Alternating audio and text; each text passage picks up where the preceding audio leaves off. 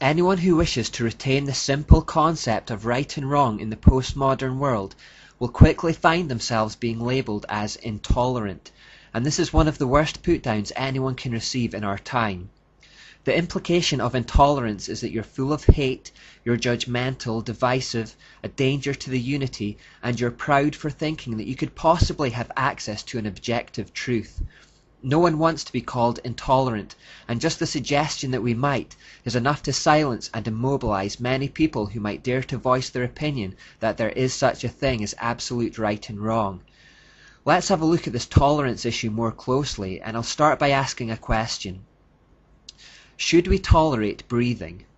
Or should we tolerate eating cheese sandwiches? I think most people would say that's fine.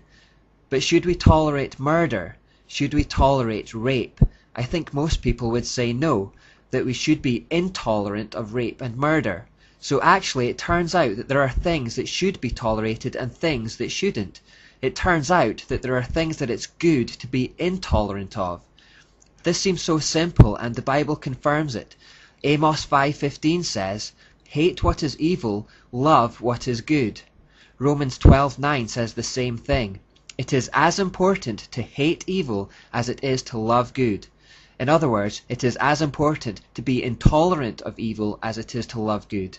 So just like that, the postmodern idea of tolerance completely unravels. The fact is that we are all intolerant of some things, things we deem to be evil, and tolerant of others, things we deem to be good. We all find ourselves quickly referring to a concept of right and wrong to decide what should be tolerated and what shouldn't. We don't think murder should be tolerated because we think it's evil. We think eating cheese sandwiches should be tolerated because that's good, that's fine. We're all intolerant of some things and tolerant of others. We only differ on what should be tolerated. So how do we determine what should be tolerated and what shouldn't? Where do we draw the line? Should we tolerate abortions? Should we tolerate gay marriages? To the people who hold unity as the highest ideal, the answer is always yes. Everything that anyone wants to do is good, so it should be tolerated. Let everyone do exactly as they please, all the time. Now this sounds quite loving and noble on the surface, but you will notice that when you say, let others do what they want to do, you automatically reserve that privilege for yourself. Let others do what they want to do automatically implies, let me do whatever I want to do. And let me do what I want to do doesn't sound so noble and loving. In fact, it sounds exceedingly selfish and immature. And that is the real bottom line of this idea of tolerance. The cult of tolerance is a very egocentric, selfish and self-centered view of existence that says, don't make me feel bad about my immorality. Don't bring up any ideas of right and wrong that sear my conscience and trouble my spirit. Just leave me alone to do whatever I want to do, and I'll let you do the same. And if you try to confront me, I'll call you intolerant or judgmental or hateful to immobilize you. Now, interestingly, the golden rule of Satanism is, do what thou wilt shall be the whole of the law. In other words, the core principle of life as a Satanist is to do whatever you want all the time. Everything and anything is allowed if it makes you feel good and works for you. So this cult of tolerance conducted in the name of peace and unity has actually created the perfect conditions for the world to live under a completely satanic philosophy.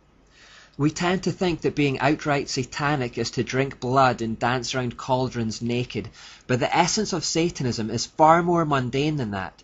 The essence of Satanism is simply to do what you want. That's why Satanists regard My Way by Frank Sinatra as one of the most satanic songs of all time. With the idea of right and wrong taken out of the way, and everyone living according to their own selfish desires and calling it good, and with objectors immobilized for fear of being called intolerant or judgmental, everything has now become permissible. In this system, we have become our own gods, able to establish our own moral system, our own individual set of subjective truths. There's a saying that for evil to flourish, all it takes is for good men to do nothing. This is what has happened. I can illustrate this by using a scene from Star Wars.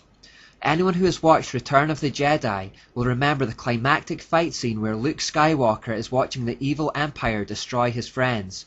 Luke is understandably getting quite angry with the evil emperor as he sits cackling in his chair. Luke notices his lightsaber, and thoughts go through his mind that he could grab it and kill the evil emperor right then and there. The emperor encourages him to do it, saying that if he gives in to his hatred of evil, he will have turned to the dark side and will become evil himself. Luke Skywalker is then rendered completely immobilized. See how this twisted thinking works. By saying hatred of evil is evil itself, Luke ends up immobilized.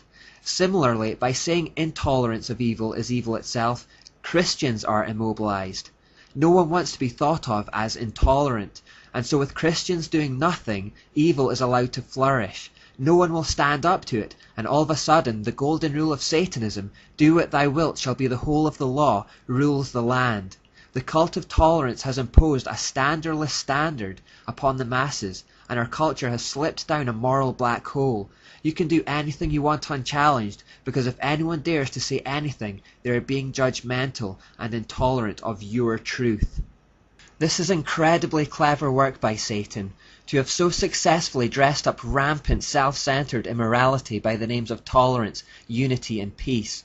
Even more clever that it has rendered Christians unwilling to challenge it. Christians have generally gone into retreat and decided to conduct their faith behind closed doors. We're afraid that if we make truth claims in public, we'll get branded intolerant, and that's been enough